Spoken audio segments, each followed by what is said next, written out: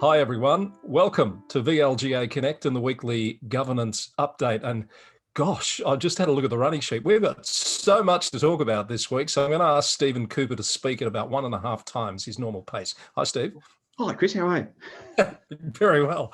You're up to the challenge, I see. Welcome. Started early, let's go. So it is a big week.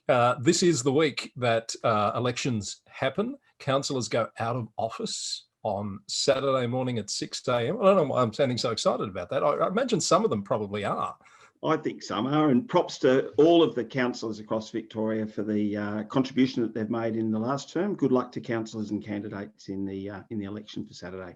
And for those that aren't restanding, and there's quite a number of them, as we've discussed, it's a time for reflection. I imagine a big sigh of relief, probably some second thoughts. I wonder how many of them are going to wake up Saturday morning and think, I wonder whether I should have gone around again. Well, it's too late. It is. It's been too late for a while, but it begs that. It's that obvious point too, though, Chris, about what's the legacy. And, a lot of councillors will be really pleased with what they've achieved for their communities. And it's a really good starting point for the new council. What's your legacy going to be at the end of your 4-year term? Yeah, good question. I bet if I can be provocative, I reckon many would be able to answer that question. I reckon there's a few that probably can't. And maybe if they're not standing again, that might be a good thing.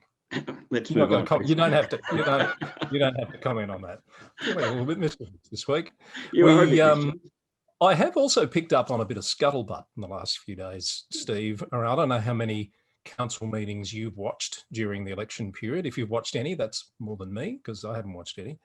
But I have heard that there's been a little bit of testing of the line of talking about legacy, talking about what you've achieved, and perhaps straying into that space of using the council meeting for a bit of electioneering. Some councils have quite large audiences for their online meetings, don't they? So it is an issue.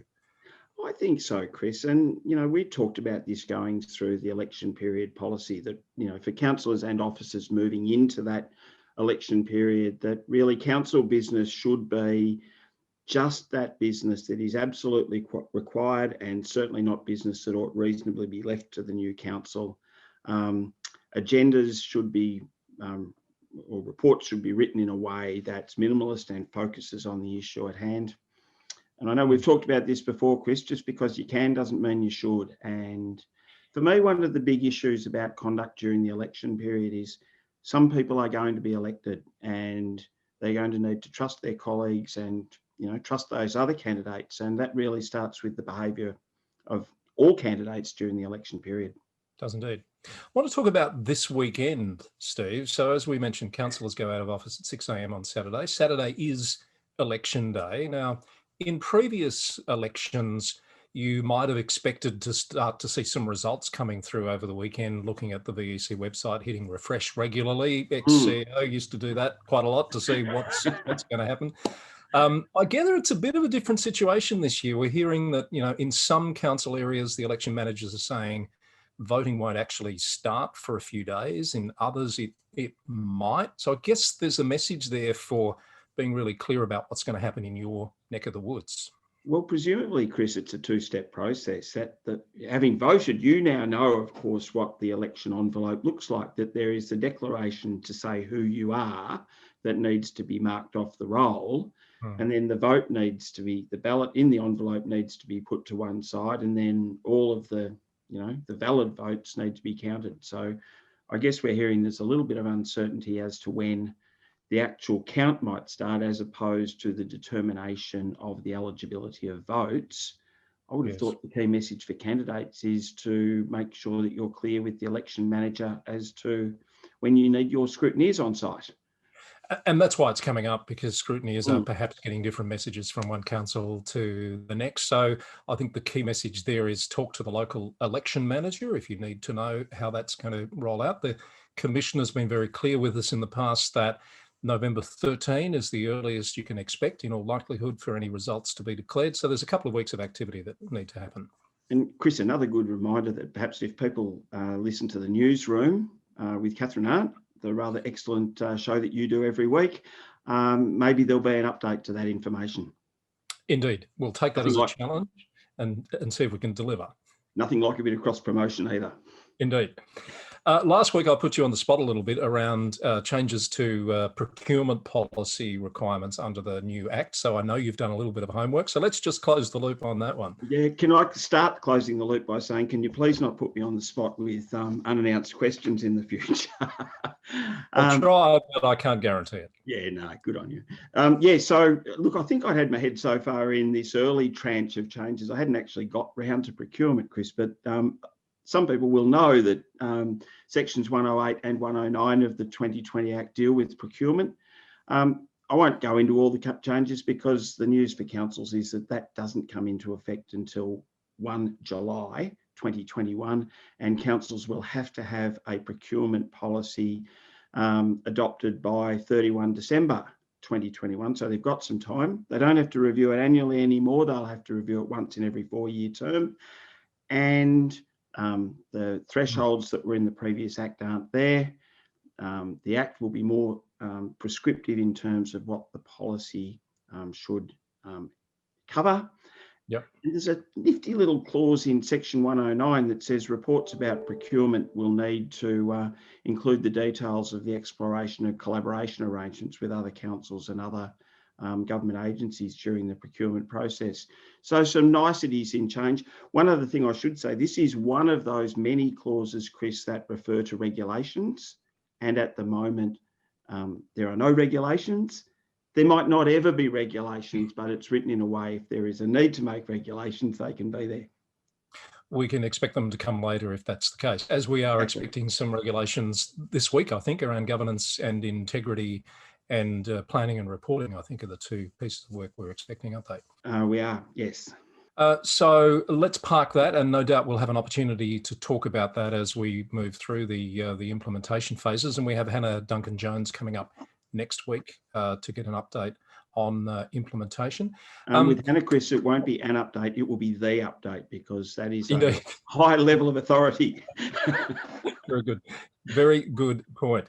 Now, a little segment that I like to call Lessons from Interstate. We've had a few things happen this week. Yes, that we need to probably note in passing at the very least. So New South Wales, much happening there around conflict of interest and turning a blind eye to things, perhaps some lessons that we should note? Look, I don't think it's for us. I don't want to get political. No, it's not for us to prosecute the argument, Chris. I think I agree with you, though, that it's a really good thing to look outside your own sector and say, maybe there's some lessons we could learn here. And I thought there are a couple of big ones out of what's happened in the integrity investigation in New South Wales. One being that people's private business is their private business, and that's absolutely their own affair. But the nanosecond that, for example, if someone were in a relationship with a business colleague and they're making a decision about that business colleague, that would be a conflict of interest. And so people being alert to that is really important. I suppose the other one is the importance of not turning a blind eye. Because once you know something's happened, you can't unknow. And there's a whole lot of conduct issues for both the elected and for council staff in not disclosing information that they actually know about. My first reaction to hearing that comment about, oh, I don't want to hear about that, don't tell me about that, that's a slippery slope all of its own, isn't it? Well, once you start there, where do you stop? And why would... And again, it's not for us to comment on New South Wales, and people can, and one of the real risks is rationalising behaviour that, oh, no, it's okay, I didn't really know. Well, you didn't really make inquiry either. We're holders of public office, and that's a really important element of it. Indeed. And the other one was around really paying over the odds for a piece of property for, well, I don't know, what was the purpose? Expediency. I don't think we quite know the purpose, Chris, because there's an investigation going on and a suggestion of some sort of conflict of interest as well, which will take its course. But I'm always guided by those people who quite rightly offer regular reminders that in spending council money, for example, we're spending public money, and that requires a whole higher level of diligence. It reminds me too, Chris, that all property transactions have, processes attached to it, whether it's the sale or the purchase of property. Now, in a principles-based act, maybe the processes won't be so rigidly complied. But, for example, under the 1989 Act, the Central Goldfields report made reference to a council that didn't get recent valuations prior to undertaking sale of council property. So that element's important. And you would imagine too, in the purchase of property, that if there is a delegation for the CEO, for example, to go out and purchase a property, that the council in its oversight role ought to have some sense of what is not just what is the reasonable valuation, but what is the basis upon which that valuation was formed. I think if nothing else, these incidents give us the opportunity to just take a step back and say, how does that happen? Could that happen here? Yeah. Let's just take a look at our management system to see whether the appropriate checks and balances are in place. Exactly. Delegation, not abrogation, Chris. Good one. All right, you've got something catchy for every issue that I'm going to catch you out. You won't have one. Maybe you won't have one for this one. So I'm going to finish on just a plug for the Local Government Inspectorates newsletter, which came out, I think, this week. I caught up with it this week. I think it only just came out.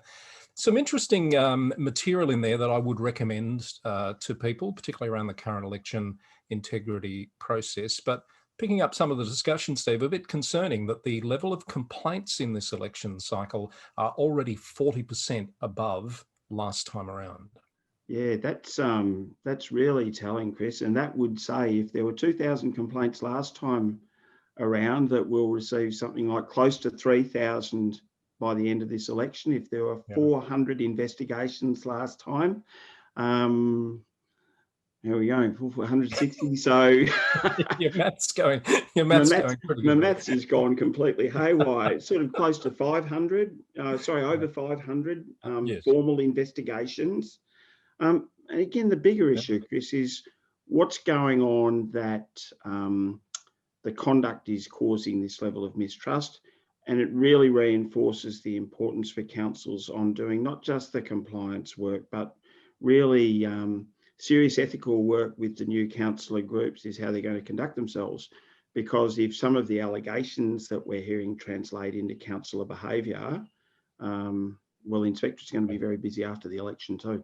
And I think a lot of it, from what I'm hearing, is around toxic social media behaviour, which I think is a really sad indictment on where we find ourselves at the moment. And you see a lot of the stuff coming out of the States, the Trump sort of levels of behaviour, and whether I hope people aren't taking their lead from those other jurisdictions. I really don't. Look, I think I don't know where you start on that one, Chris, in terms of people just remembering that in fact we're communicating with fellow human beings and a level of decency is required. That's a good note to leave it on, Steve. Couldn't agree more. Thanks very much for your insights as always. We've got a public holiday coming up in Victoria. I'm not sure if you're aware. So yeah, have a nice long weekend. And you too, Chris. Thanks for that. Good to talk. And next week will be interesting to see if we've got anything to observe in terms of elections now that, by then, voting will have closed. Chris, we'll have Hannah Duncan-Jones on the panel next week. We'll have a whole lot of outcomes of elections. We're going to have lots to talk about. Excellent. Can't wait. Let's just fast forward and do it now, if only we could. Thanks, Steve. See you soon. Bye. Steve Cooper from the VLGA with us on VLGA Connect and our weekly governance update. Thank you for joining us.